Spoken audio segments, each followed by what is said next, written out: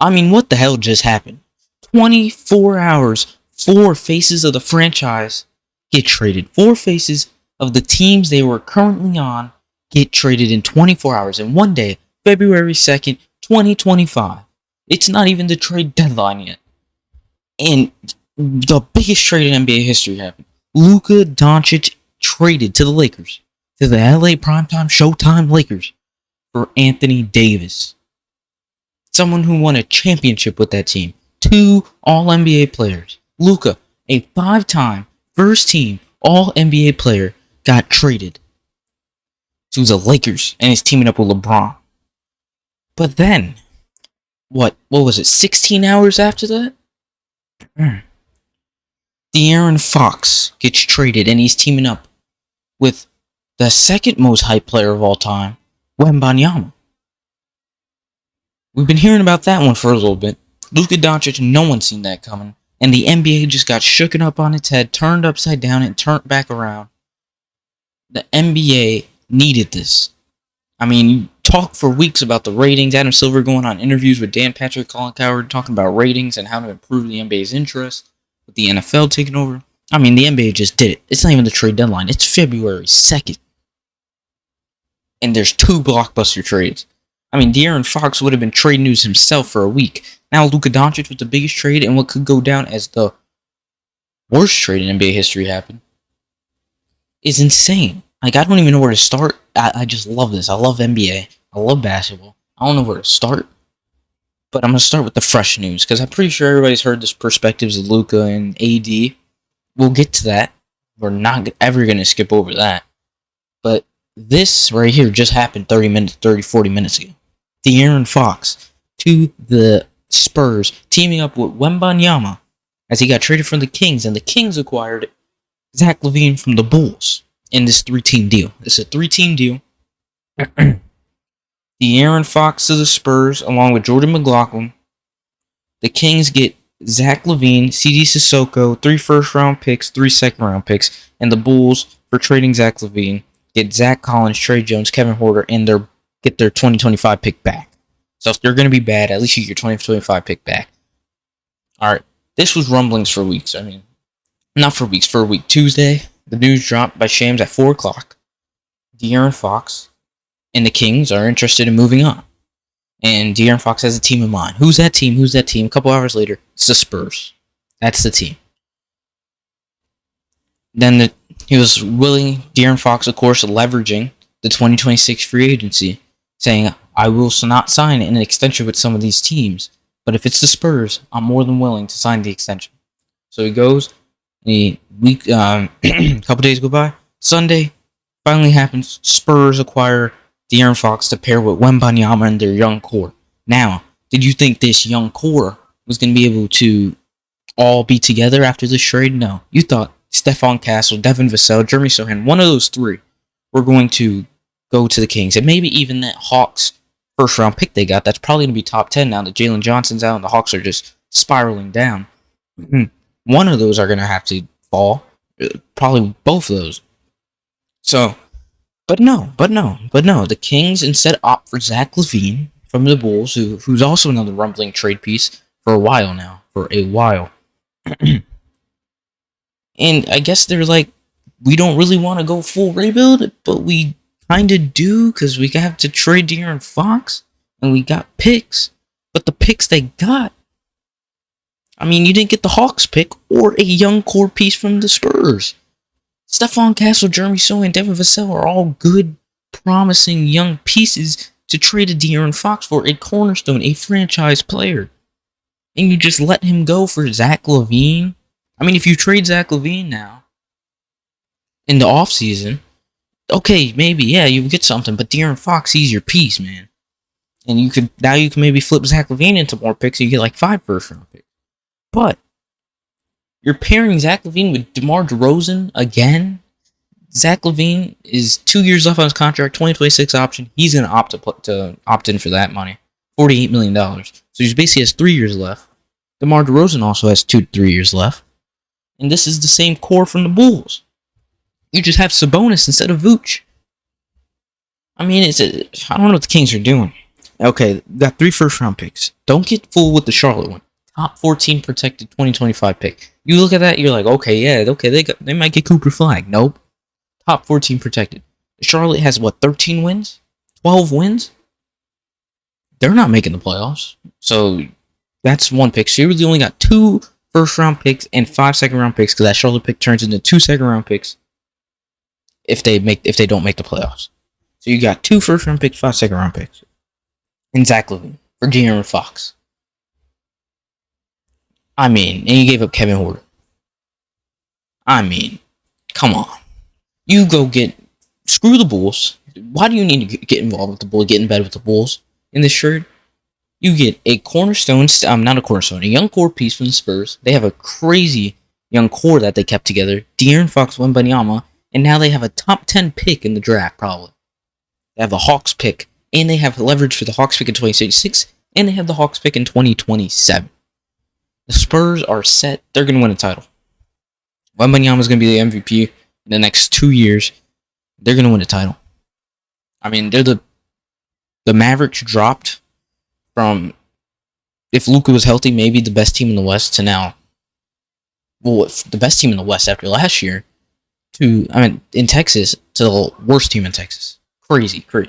But here, I mean, they got that young core. At least if you're the Kings, get Stephon Castle, Devin Vassell, or Jeremy Sohan, along with the Hawks pick and some picks.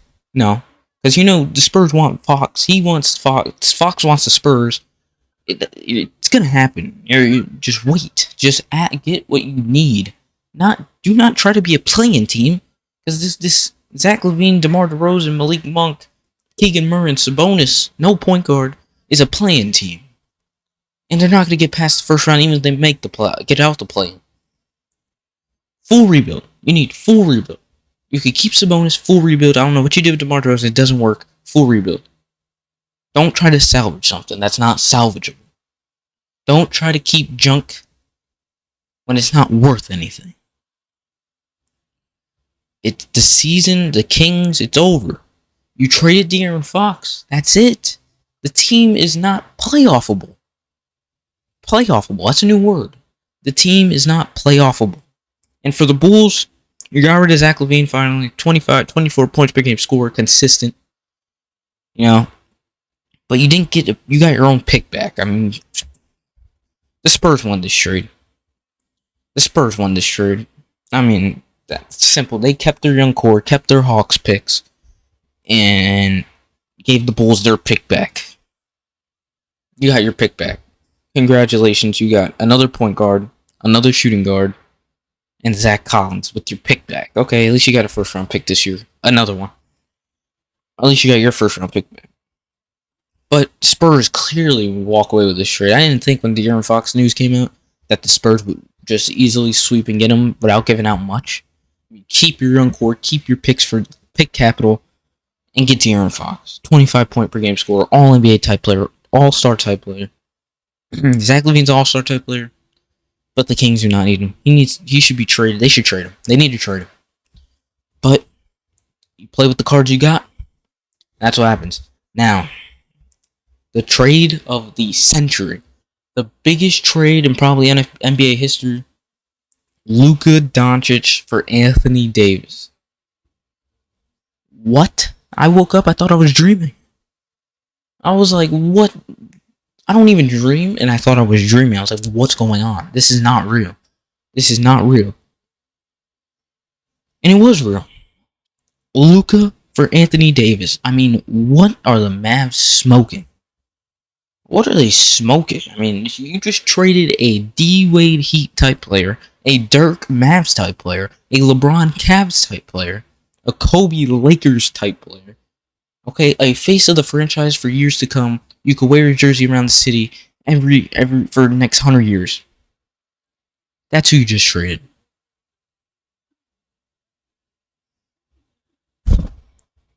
I mean, awful. Awful. I mean, Anthony Davis, okay, look. For the next 2-3 years, this is it. Anthony Davis, Kyrie. It will probably work. Maybe get you to a conference finals. But Luka and the Lakers is for the next 10 years. Alright? They're already thinking 10 years ahead. That's crazy to say, but Rob Pelinka, he is not a good GM. But he thought this trade was so unpassable that he took it, and now he's set for 10 years. LeBron retires tomorrow. The Lakers are set for the future. They already got a All-NBA first-team type player, a Hall of Famer type player, a top 25 player of all time if he just continues to play type player. 5 All-NBA first-team type player. Not type player. He is a 5-time All-NBA first-team player. And you get Anthony Davis. Now, Kyrie, Anthony Davis, Klay Thompson, PJ Washington. That's a conference finals team, not a finals team, not a championship winning team. But you just traded the future of your franchise for Anthony Davis and Max Christie. Anthony Davis is 31 years old. Everybody thinks he's like 34. Everybody's acting like he's 34. But Jesus, that's still bad. That is still awful. That still could be one of the worst trades ever. Now, if Luka told the Mavs, I'm not coming back for 2026, and he's giving them all these issues with weight and all this that they were saying, okay, maybe. But you didn't even get a first round pick. You got 2029 first round pick back. One. Mikal Bridges, you got like 7. Luka, you get 1. I know you got Anthony Davis. He's nothing to golf at. He's great. All-NBA type player. All-NBA player. All-star. Established. He's injury prone too, like Luka. It's fine. He's available more than he gets credit for. But Anthony Davis for Luka, it's making me sweat right now.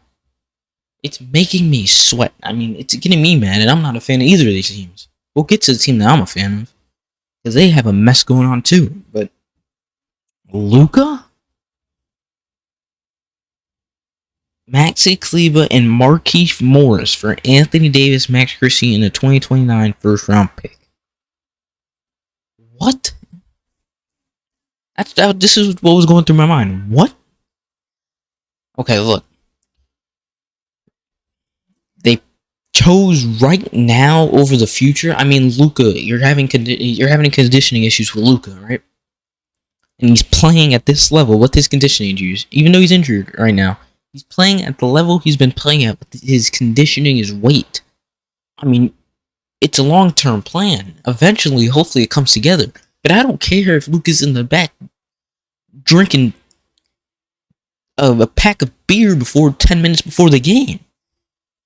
You give him the max. And this just sounds like a luxury tap type salary cap, new owners trying to save money type issue.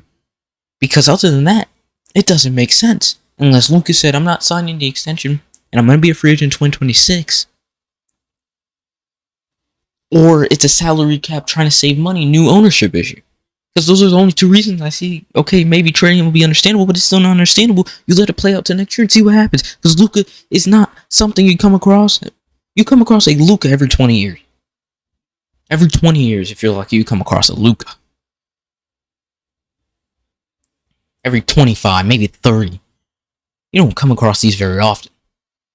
Got your team to the finals once, to the conference finals another twice. Twice. He lost to one of the best teams in the finals in NBA history. The goal was to build around Luka Doncic. And they abandoned that. And they're going to regret it. Simple. I think Kyrie, Anthony Davis is getting less credit than it deserves as a duo, as a tandem, to actually do something. If Klay Thompson could start shooting again, if PJ Washington could do something. But with me saying that, it speaks volume of how much I think this Luka trade is stupid. It's stupid. We just gave the Lakers that's it. That's their next star. They get a star every time. LeBron came when the Lakers, right after Kobe, when the Lakers were in deep depths of hell. Kobe came with Shaq. He stood through without Shaq. They had Magic Johnson after Kareem. I mean, I don't go back that far. Wilt Chamberlain. Jerry West. I mean, they always have their player, and this is now their player. He's gonna have the jersey hung up in the rafters, and what should have been Luka with a statue next to Dirk is now gonna be Luka with his jersey in the rafters next to LeBron. That's simple. It's simple. Luka and the Lakers with one more center, one more big, can win a championship in 2 years. LeBron only has 2 years left. They should win a championship within one of those. They could win a championship. They're a championship team within those 2 years as long as LeBron stays at the pace that he's at. And then after that, you go get someone when LeBron leaves, pair him with Luka, and you're set for another 10 years. Crazy stuff. Now let's get to Jimmy Butler. Who wants to talk Jimmy Butler after this? After De'Aaron Fox and Luka get traded, who wants to talk Jimmy Butler? I do, because I like the Heat. And the thing is, the report that just came out, Brian Windhorst, Jimmy Butler will not sign an extension if traded to the Golden State Warriors, which was one of the teams for months now that have been talked about getting Jimmy Butler, along with the Suns, the Grizzlies, other teams, blah blah blah. But they're one of the top teams, and it makes sense. Pair someone up with Steph, do him the justice of getting him at the back end of his career someone to play with. At least try to make a playoff run, even though that's not going to do anything, especially with Jimmy playing right now. But you never know, and you at least try to give Steph a chance of making a playoff run with somebody. Because with the team he's at now, it sucks. It's terrible. He can't do it all by himself. And you try, but Jimmy is clearly forcing his hand to the Suns. The Suns, this is evident now. It's facts. It's not facts, but it's facts. The Suns promised Jimmy, if we get you, we'll give you the extension. And now it's clear Jimmy is trying to get to the Suns because this is all it's about is money. All this cheat stuff is about money. It's not about being the actual team. It's not about playing through him. It's not about giving him the ball enough. It's all about money. He wants an extension.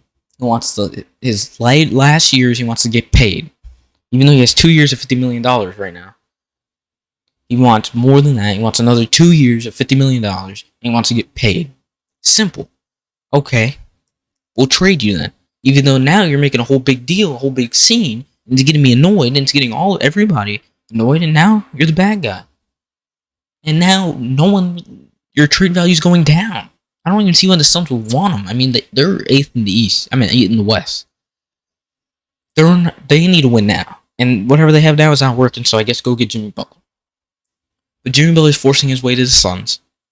They're going to give him an extension if he gets traded there. And he doesn't want to go anywhere else. He doesn't want to go to the Grizzlies, which was another team that popped out as being a runner for him, a front runner. They were good right now. They just beat the Bucks. And they didn't have Ja. They're what, 33 and 15? Half of those games without Ja Morant? They're insane. I don't know why they want Jimmy Butler. I guess one more piece.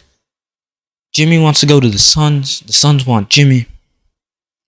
And he's making a mess because he wants his money. And if I'm the Heat, I trade him wherever. It doesn't matter. Even though you're not going to get a value for him. Now that the Suns are the key target. It's like the Dame thing. You're not going to get as much value now that he only wants to go to the Suns. If he goes somewhere else, he's not going to be there long term. So why would the other team trade for him? And why would the Suns offer as much as they could when you're their only option to trade him to? The Suns are the only option to trade him to for the Heat. So why would the Suns offer a lot? And why would other teams even offer and bother if he's not going to sign an extension? It's a big mess. And you should have traded him this summer. You didn't see this coming, but I saw it coming, kind of. I mean, it was clear. Rumbling start. Then it started after the Pistons game with the Shams report. And then it gets bigger and it gets bigger. And it's an issue. Now he's suspended the whole season. He's suspended for the last month. The Heat didn't play their cards right. Jimmy Butler's not playing their cards right. He wants to go to the Suns. Just trade him already. It's annoying. I want to see what we get back. I just want a pick at this point, or 2 picks in a decent player. Give me Grayson Allen and 2 picks. Or trade him wherever. I don't care. I don't care where he gets traded. He could have went down as one of the greatest Heat players of all time. And he still is. Yet he wanted to play out this way, make it all hard, make a scene like he did everywhere else, and now it's a whole big issue. And it's annoying. Jimmy Butler doesn't care. He wants to get what he wants. He's forcing it to what he wants. He's forcing this to be what Jimmy Butler wants, and not what what Jimmy Butler wants, and not just about being traded. He wants to get specifically what he wants every single time, and this time it's the extension, and whatever team's going to offer him the extension, and it seems like it's only the Suns he's going to want to go to. And he's got KD to go play with. It's annoying. And the Heat need to focus on what they're doing with their young core that just won a big game against the Spurs, even though they have Wemby, and they have a game against the Bulls coming up they need to win. They need to separate themselves from this play-in. So it's a whole big mess. I want to see Jimmy Butler get traded already. Please be traded by the time I wake up tomorrow. Please.